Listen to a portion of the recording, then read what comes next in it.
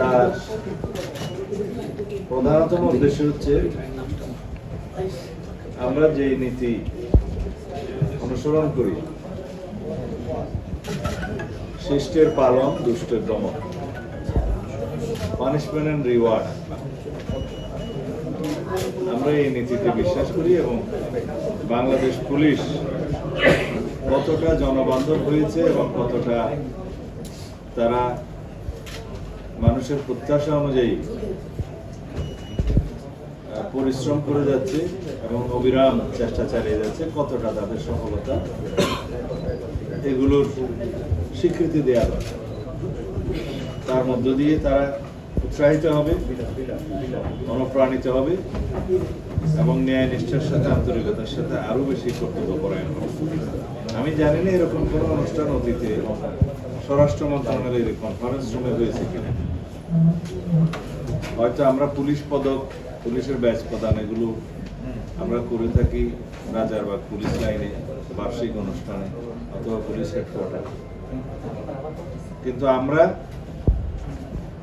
এই পুলিশ বাহিনীকে মোরালি, নৈতিকভাবে আমরা আরো বেশি বুস্ট আপ করতে চাই, যাতে তারা আইনানুগভাবে আইনের শাসন প্রতিষ্ঠার জন্য তাদের উপর অর্পিত দায়িত্ব পালন করে। আমরা আজকে শুরু করলাম, সারা দেশব্যাপী আরো এরকম যারা কৃতিত্বপূর্ণ কাজ করেছে তাদেরকেও আমরা পুরস্কৃত করব পর্যায়ক্রমে। আজকে 3টা ঘটনার প্রেক্ষিতে আমরা গতকালকে সিদ্ধান্ত নিয়ে আজকের মধ্যেই এই পুরস্কার বিতরণের মতো আর কি সনদ প্রদান এবং তাদেরকে কিছু আর্থিক পুরস্কার, এবং আমি আইজিপি এবং এডিশনাল আইজিপি সবাই মিলে উপস্থিত থেকে তাদেরকে স্বীকৃতি এবং সম্মাননা দিচ্ছি, যাতে করে সমগ্র পুলিশ বাহিনী এবং অন্যান্য আইন শৃঙ্খলা রক্ষাকারী বাহিনী যারা রাষ্ট্রের নিরাপত্তা, জননিরাপত্তা কাজ করছে, তারা যেন উৎসাহিত হয়, অনুপ্রাণিত হয় এবং দেশবাসীও যাতে জানতে পারে। আমি বলছি আজকে 3টা ইভেন্টের 3টা ঘটনা যারা দায়িত্ব পালন করেছে তাদেরকে আমরা সনদ দিয়েছি এবং আর্থিক পুরস্কার দিয়েছি, স্বীকৃতি দিচ্ছি।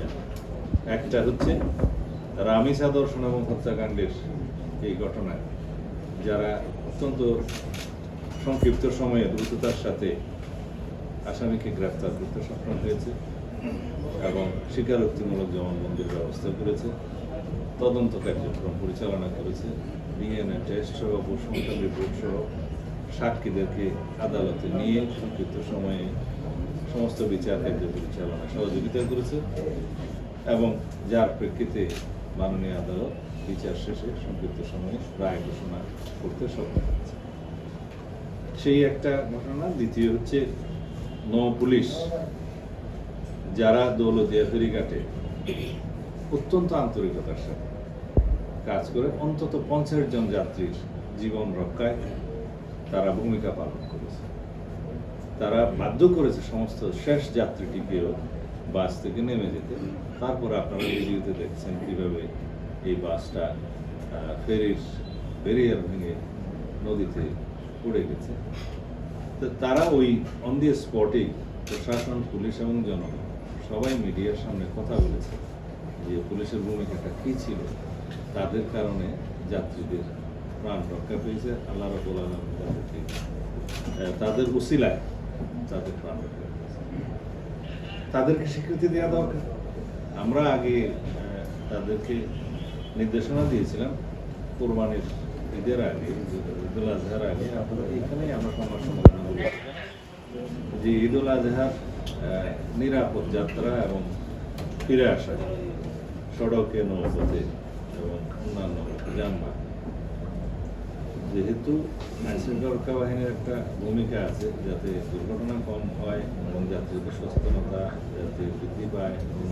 দুর্ঘটনায় গুরুত্বপূর্ণ আরেকটা হয়েছিল খুব মর্মান্তিক, সেটা থেকে শিক্ষা নিয়ে আমরা বলেছি নৌ পুলিশ ফেরিঘাটে কন্টিনিউয়াস দায়িত্ব পালন করবে, প্রশাসন থাকবে এবং সকল যাত্রীদেরকে বাস থেকে নামিয়ে তাদের উঠবে এবং নামবে।